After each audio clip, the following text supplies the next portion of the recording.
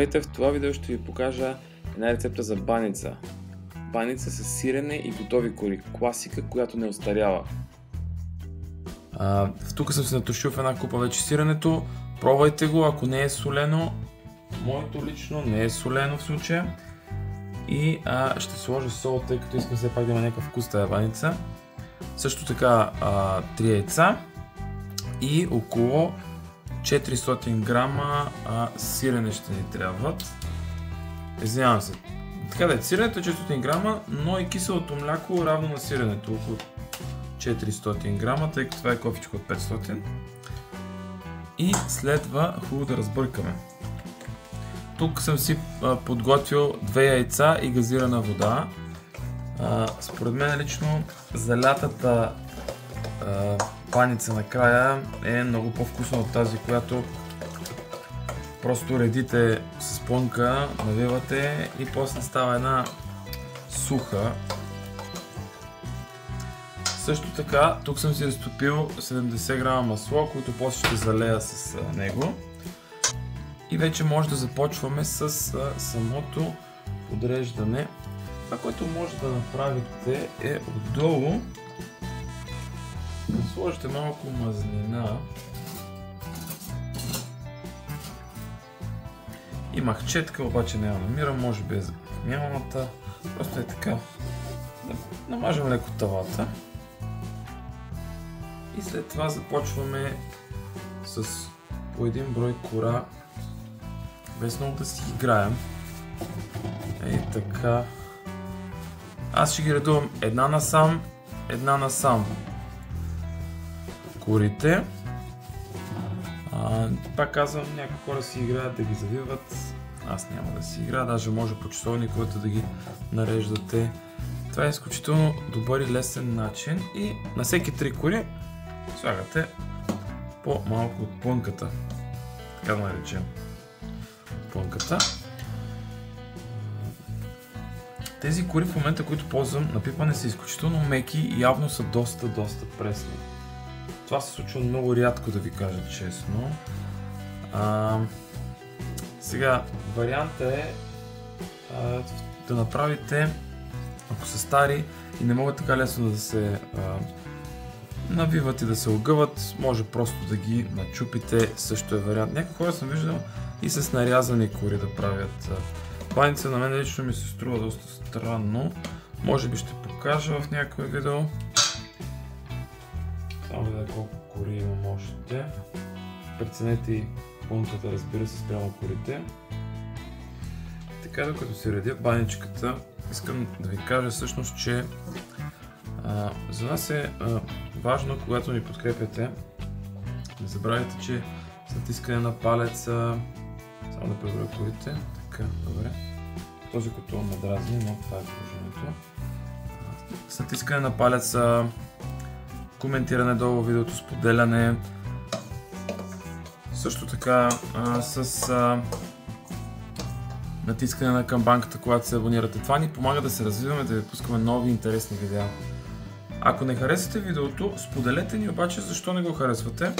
Има хора, които натискат палец надолу. От време на време, случва се рядко, но се случва. Споделете ни защо го правите. Поне да знаем къде бъркаме. Нека има комуникация, нека комуникираме един с друг.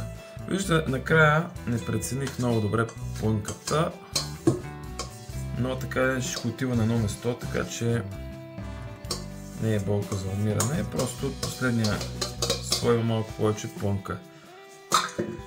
Това, което направих на няколко от слоевете, също да сложа така и отстрани хубаво.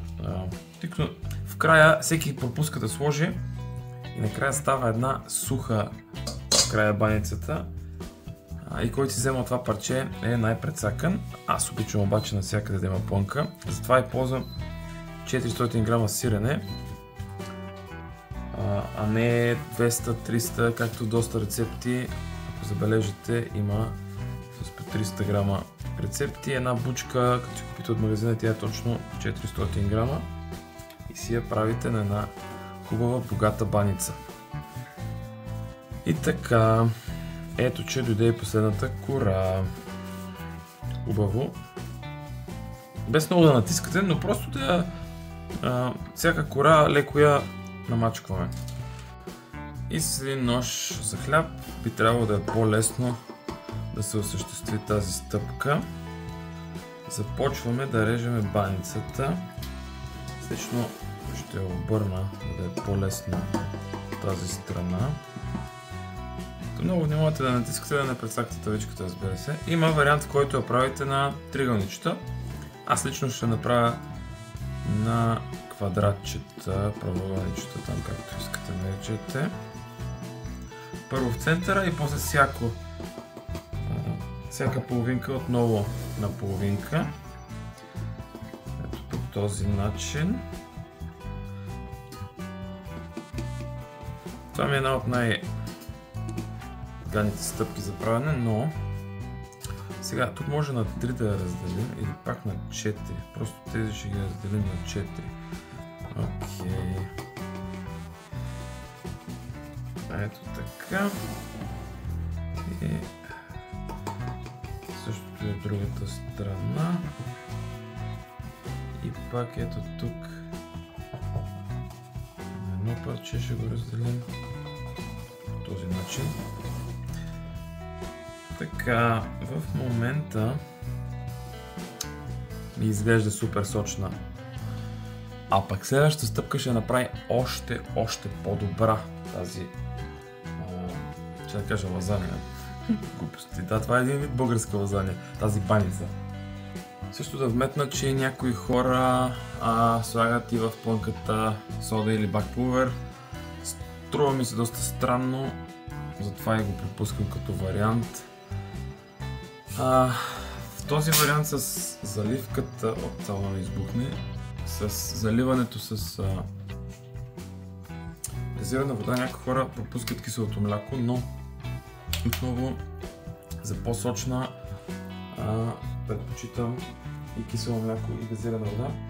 Сега това, което ще направим, около 300 мл заедно с 2 яйчица. Така. Разбъркваме с една виличка, докато яйцето се усвои. И сега може с една лъжичка, за да стане по-лесно, може би. Ето така, в разрезите ще сложим масълцето. Интересно, истината е хубаво да не си забравяте да си пуснете фурната, но аз имам функция за бързо подгряване. Аз ще така на 180 с вентилатор. Така хубаво залейте с масълце. Не може, а задължително пуснете и по краищата. Не пропускайте краищата. За да не ви стане пък суха. Аз много мразя сухи краища. Сега те стават хрупкави, но вътре няма никаква плънка и всеки търси от център да вземе спонката, затова и не пропускате да сложите и в края. Айде съветвам да сложите повече от към края, отколкото в центъра. И идва момента за заливката. Може леко да разклатите, не че голяма разлика ще има. Ето по този начин. Сипвате навсякъде, даже и пяната изсипете. Разнесете хубаво. Аз леко ще натисна в краищата, за да ми влезне плънката. Извинявам се, да ми влезне заливката. И сега искам само да видите как се вижда тази заливка. Това нещо сега като се изпече, вече ми потекаха лигите. Нямам търпение да я пробвам. Това сега като се изпече, ще стане нещо божествено. От една проста баница обикновена ще направим една супер сочна, вкусна, мега яка баница, която ще свърши буквално за секунди. Аз дето съм човек на обид, дето не харесва тестени изделия, защото просто е тесто и няма нищо вътре. Това би го изял цялото сам. На 180 с вентилатор. Предполагам, че около 30 минути. Сега ще видим. Всяка фурна е различна. Скоро не съм правил баница в интерес на истината. Така че ще ви кажа след като изпека колко време съм ви пекал. Ако нямате вентилатор, може и на 200 да сложите. Пак зависи от вашата фурна. И това е. Слагаме да печем. Пропусна да ви кажа нещо много важно. Тъй като това видео ще излезе декември месец, доста от вас ще се чуят как да си направят най-вероятно и как да си украсят новогодишна баница. Следващото видео, което ще излезне, ще бъде за късмети за баница. Към всеки един пакет през декември, в случая аз съм си купил на Бела пакет, предполагам, че и другите фирми слагат, не съм запознат, слагат късмети. Но аз ще ви дам едно цяло видео с оригинални, готини късмети, които може да украсите баницата.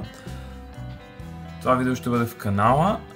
Може да го видите след това видео за баницата и да си направите късмети ръчни и да си украсите баницата и да си я раздадете между семейството и да се насладите на нещо по-интересно, нещо по-автентично, ръчно, а не просто ни принтирани листчета от фирмата. И така, ето ни след около 35-40 минути баничката ни е изпечена. Сега ще ви я разрежа, още вряла. Супер! Ако може да повторите същите разрези като от по-рано е окей, ако не, направете нови, тъй като заливката, която направихме и плънката, те са се разляли и са слепили. Това на нас не ни пречи, мога да ви кажа, да си направим нови.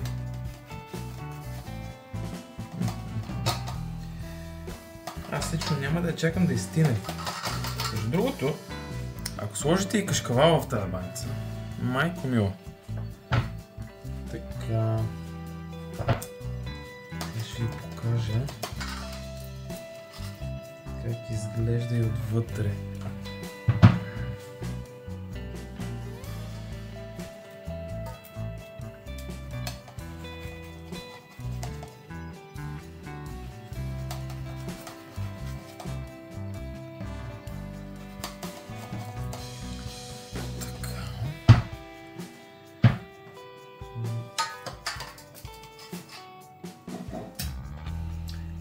Сега искам да видите за каква перфектна баница става на въпрос. Това нещо, докато още е топличко, сега ще ви покажа едно крайно парченце, защото пак казвам, окей, крайните парченца да са хрупкави, но в същото време сложите малко повече плънка по-към края, става перфектно. Виждате, кори така хубаво се напоили. И това е нашата перфектна баница, която е сочна. Сега докато още топличка, не бих и простил. Разбира се, вие може да изчакате малко да поизстине, да сервирате изстинала, но това е моето предложение за тази невероятно вкусна баничка, която да си направите супер сочна. Докато още топличка да я пробваме с едно айрянче.